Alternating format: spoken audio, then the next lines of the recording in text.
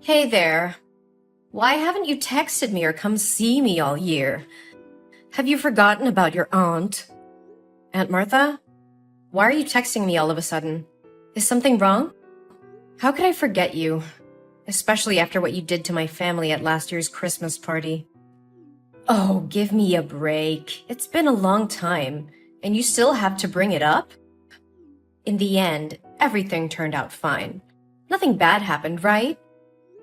If, according to you, fine means letting your dog poop on my bed, body shaming my daughter's appearance so much that she ran up to her room on Christmas Eve, having your niece break my precious dinner set, thinking it was normal when your husband sneaked into a neighbor's house to get their gifts, and then the police showed up and arrested him on Christmas morning, and my husband had to bail him out of the station. Then sure, everything was fine and normal. Not a big deal at all. You are so petty. It's been a year. Look, it wasn't my fault. You didn't close the door of your room so my dog could get in. Besides, it's just an animal. You shouldn't hold a grudge about it forever. And I just want the best for your daughter. Isn't my method very effective? Look at you. Wasn't it? Thanks to my advice, you changed yourself from being a fat and acne-prone girl to being a beautiful and eligible lady. Oh no, not again. Why do you keep bringing this up? You shouldn't have put out those expensive dishes to show off to my family. My grandson is just a 5-year-old kid. He was just playing around and accidentally pulled down the tablecloth. He's at the age of discovery. He can't help it, right? And my husband was just drunk and went to the wrong house. How many times do I have to say this? Would you rather trust outsiders than your relatives? Fine, fine. Just keep those excuses to yourself. So, what do you want? Please hurry up, I still have a meeting. Oh, that's right. That could have waited. You should prioritize your family first. Anyway, when are you going to invite me to join your family trip this Christmas? A little bird told me that your family is not going to have a house party for Christmas this year, but will instead organize a family vacation, right? Your family must have a lot of money to burn, right? Huh? What are you talking about? We don't have any vacation planned. Where did you hear that rumor? Oh, come on. You're not going to fool me easily. I'm not trying to fool anyone. We don't have any sort of vacation planned. I think you may have misheard or gotten the names mixed up or something. Hey, I'm not so old that I'm hard of hearing. Yesterday, I went to your mom's house to get some vegetables and eggs from her farm, and I overheard your mother talking to you.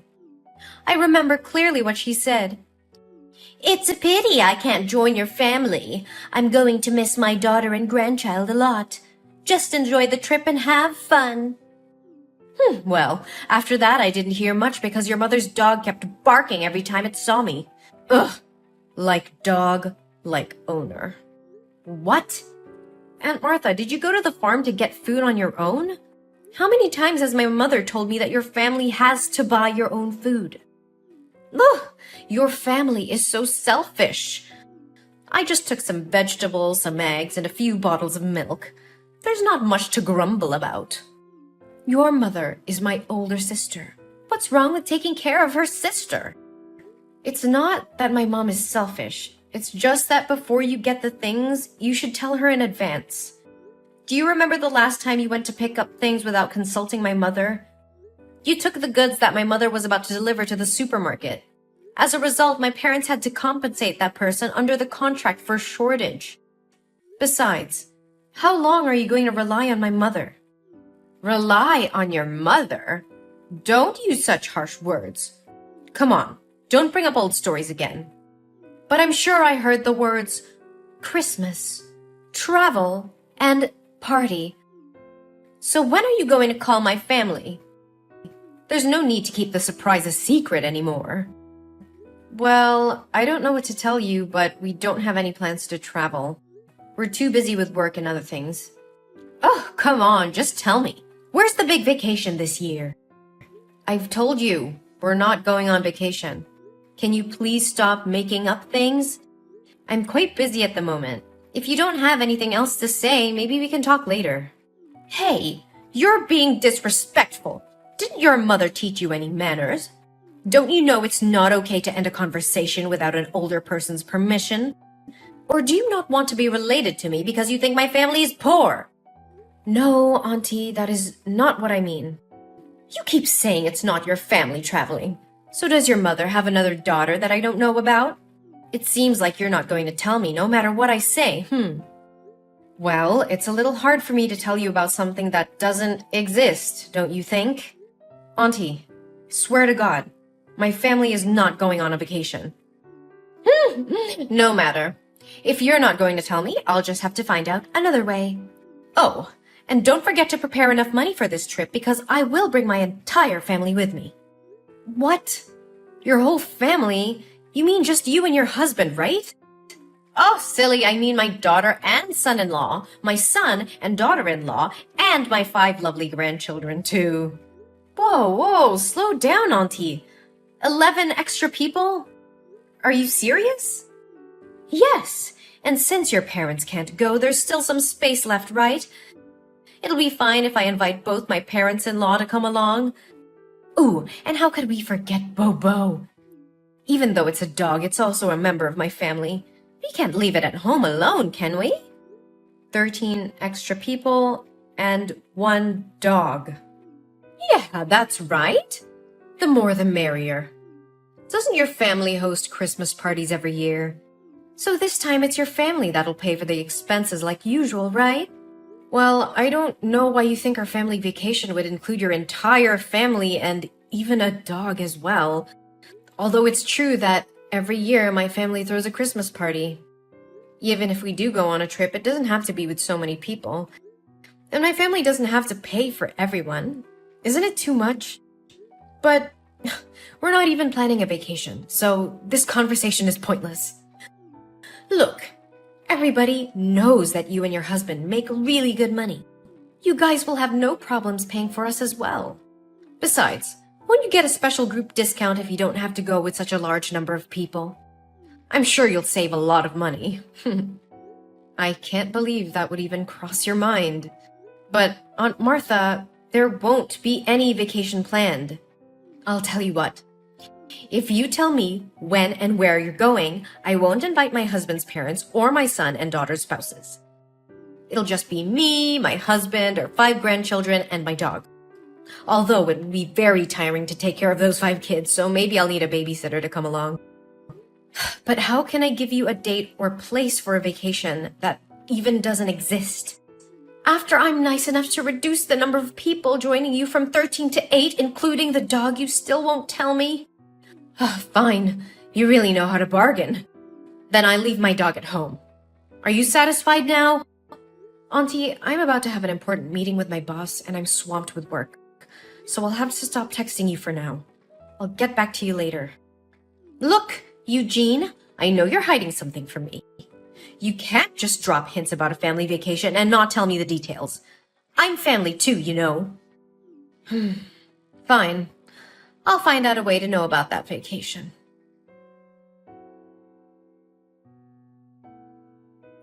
Hey, Eugene! Where's your family? We're standing right in front of NASA. When will your family come here? We've been waiting for 2 hours. NASA? Wait, your entire family is in Texas now? Why did you go to Texas? And what does it have to do with my family and NASA? Oh, come on. You know what I'm talking about.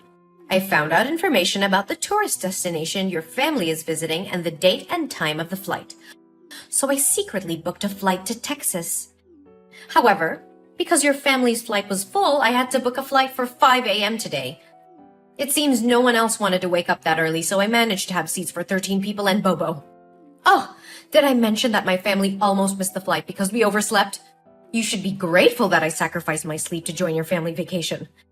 Anyway, we're here in Texas and ready to enjoy the trip. You can't escape from us. Auntie, just hold on a second.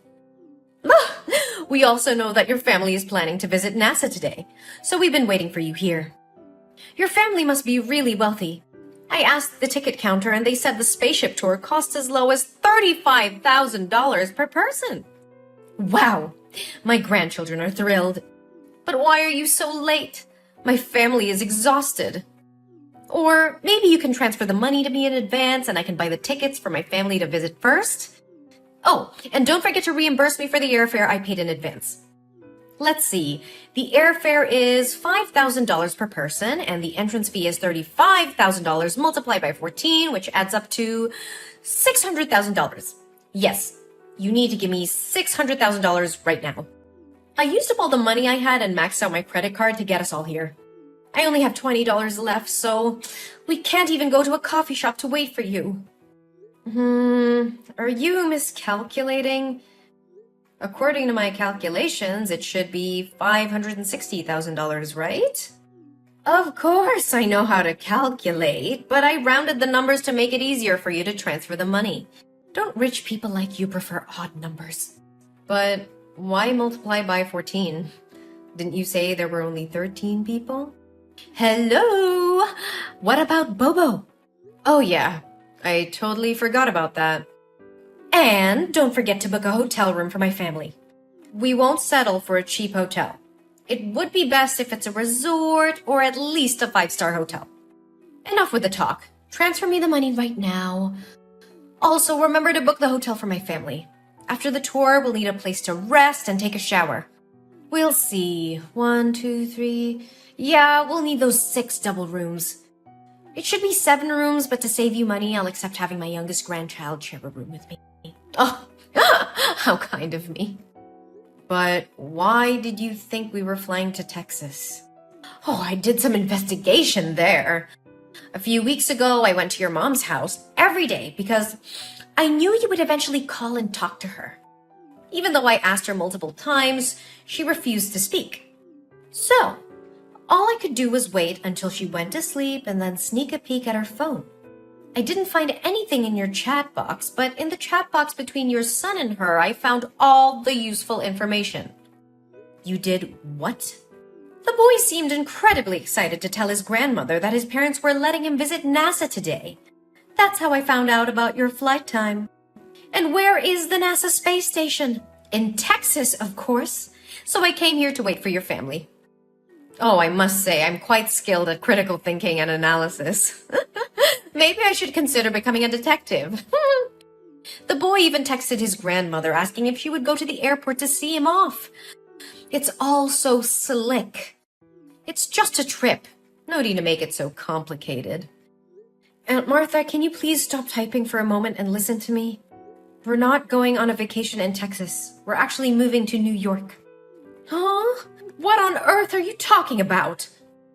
I'm currently on a plane flying to New York. I received a promotion decision during a meeting the other day, and I'll be the new director of the company's New York branch. Initially, I had mixed feelings, but thankfully my husband decided to pursue his career in New York as well.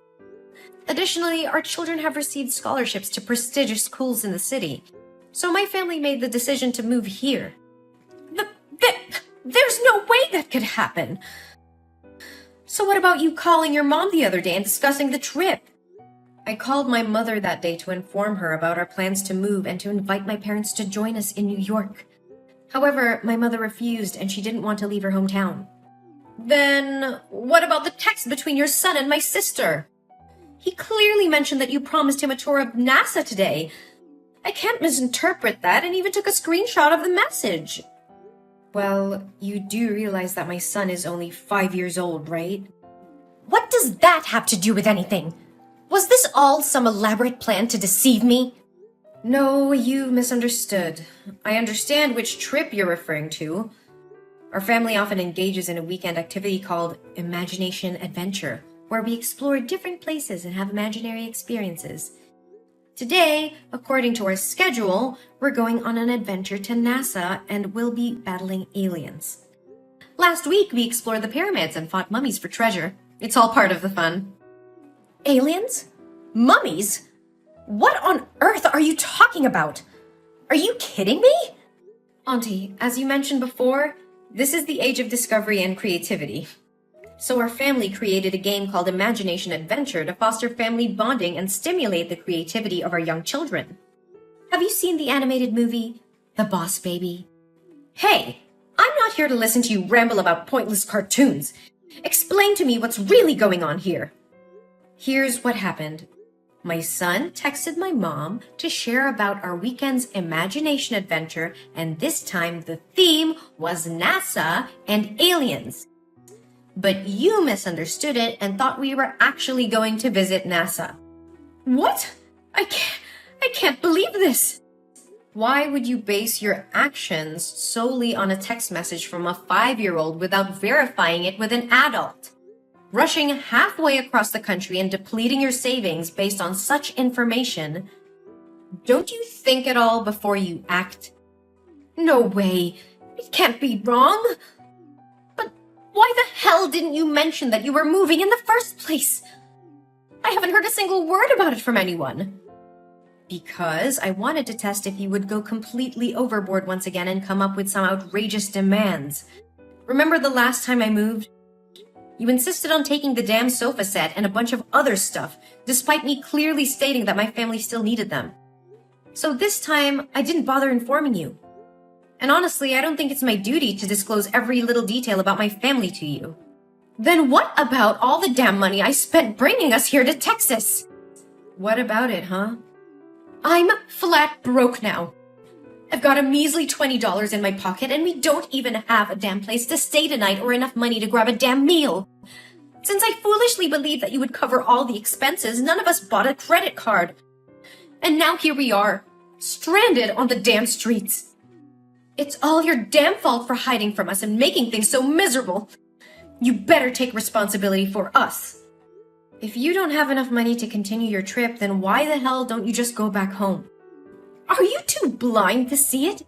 I'm broke. We can't afford to fly back. And not a single person you dragged along with you has a credit card, cash, or any means to get some money. Hey, don't assume that everyone is as damn wealthy as you. When I invited them to come, I explicitly said that all the expenses would be covered by you. If I asked them to pay now, I'd lose all damn dignity. You better damn well do something for us. We're family, damn it! You can't just abandon us like this! Are you seriously this delusional? Of course I am! We're completely and utterly damn broke! No, what I mean is, are you seriously expecting my family to go on a vacation and foot the bill for everything for you and your guests just because you're my aunt? Isn't that damn obvious? That's what family is supposed to do. When I'm in trouble, you're damn well obligated to help my family, right? Are you really willing to throw away our damn relationship over a few lousy bucks? You've got some nerve, Aunt Martha. You think that just because we share some blood, you can take advantage of me and my family? You're completely mistaken if you believe that being family means I have to bail you out of every situation you put yourself in. Family is about mutual support and respect, not exploiting each other for personal gain. How can you say such heartless things, Eugene? We're family. We should stick together and help each other out. Helping each other out doesn't mean I have to bear the burden of your poor decisions and irresponsible actions. You made the choice to book a flight without even confirming the details with me or considering the financial consequences. That's on you, not me. But I trusted you. I thought you would take care of us. How could you let us end up like this? Trust goes both ways, Aunt Martha. You can't just blindly trust someone to take care of all your needs without any communication or agreement. And let's not forget that you invaded my mother's privacy, snooping on her messages and making assumptions based on a conversation with a 5-year-old. I did what I had to do to find out the truth. I wanted to be a part of your family's special vacation.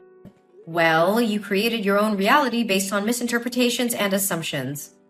So what are we supposed to do now? We have no money and nowhere to go. I'm sorry for the situation you're in, but it's not my responsibility to solve it for you. You need to figure out a way to handle your own affairs.